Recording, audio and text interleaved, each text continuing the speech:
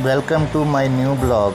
दक्ष और पार्थ आज गाड़ी की करा रहे हैं रेस।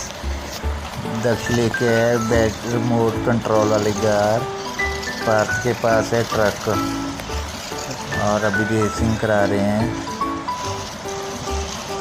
ये ऑफ रोडिंग कर रहे हैं। अभी तक पार्थ की गाड़ी होगी ख़राब। दक्ष ने पार्थ की गाड़ी को लगाया है टोचन और लेके आ रहा है उसको घर पे वापस। अभी वो पहुंच गया अपने लोकेशन पे जहाँ पे उसकी गाड़ी पहुंचनी थी।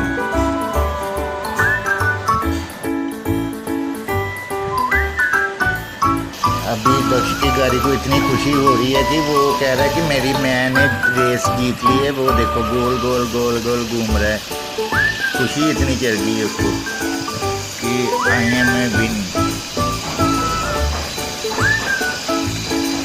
Thank you guys, like and subscribe please.